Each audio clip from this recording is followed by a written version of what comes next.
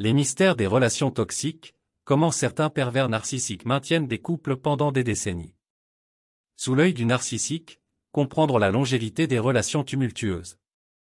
Mesdames et messieurs, chers lecteurs, aujourd'hui, nous allons explorer un phénomène intrigant qui suscite souvent perplexité, la longévité de certaines relations avec des individus que l'on qualifie de pervers narcissiques.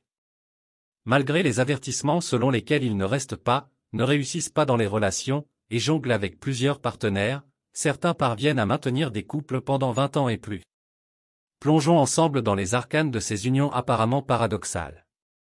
Comprendre les raisons de cette persistance nécessite une exploration des mécanismes psychologiques subtils qui se déploient au sein de ces relations.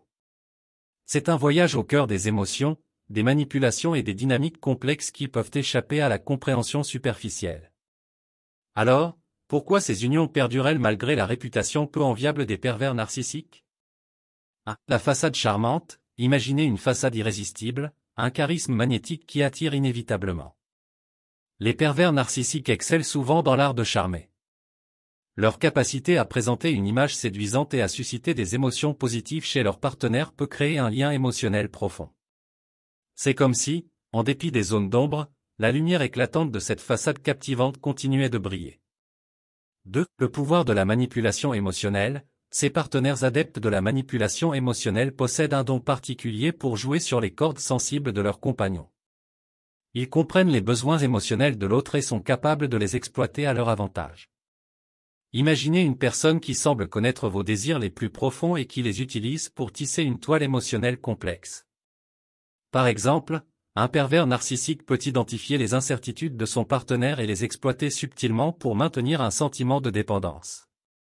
Cela peut se manifester par des compliments stratégiques, des gestes d'affection calculés et une attention sélective. Dans cet environnement émotionnellement chargé, il devient difficile pour le partenaire de reconnaître la manipulation.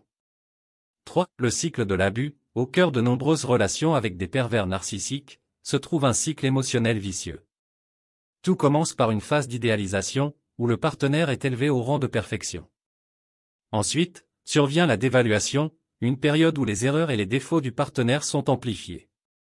Enfin, la réconciliation, où le pervers narcissique réaffirme son amour et son engagement, clôturant le cycle. Ce cycle peut créer une dépendance émotionnelle, où le partenaire cherche constamment à retrouver la phase d'idéalisation, même si elle est de plus en plus éphémère. Il est essentiel de comprendre que dans la psyché du partenaire, l'espoir de revivre la période enchantée peut surpasser la réalité souvent douloureuse de la dévaluation. 4. La peur de l'abandon. Imaginez une toile d'araignée subtile mais solide, tissée avec la peur de l'abandon. Les pervers narcissiques peuvent semer cette peur de manière insidieuse, créant un climat où le partenaire craint la solitude ou le rejet. Cette crainte peut inciter à rester dans la relation malgré les comportements toxiques. 5. La conquête de l'isolation. Dans le quotidien, certains pervers narcissiques appliquent une stratégie sournoise d'isolement social. Ils peuvent progressivement éloigner leur partenaire des amis et de la famille, créant ainsi une dépendance accrue. Lorsque la relation devient le principal pilier de la vie du partenaire, rompre devient une perspective intimidante.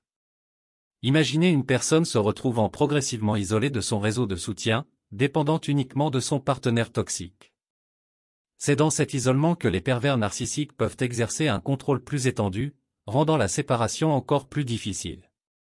En conclusion, bien que le phénomène puisse sembler paradoxal à première vue, la longévité de certaines relations avec des pervers narcissiques peut être expliquée par une combinaison subtile de charme, de manipulation, de cycles émotionnels et de stratégies de contrôle.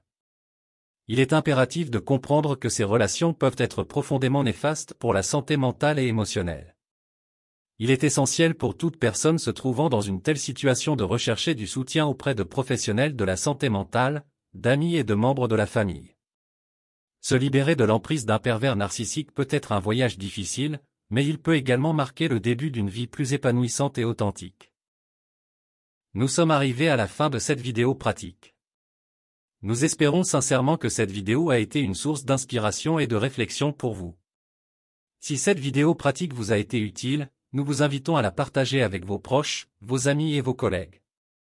Merci encore de nous avoir accordé votre temps et votre attention. Bien à vous.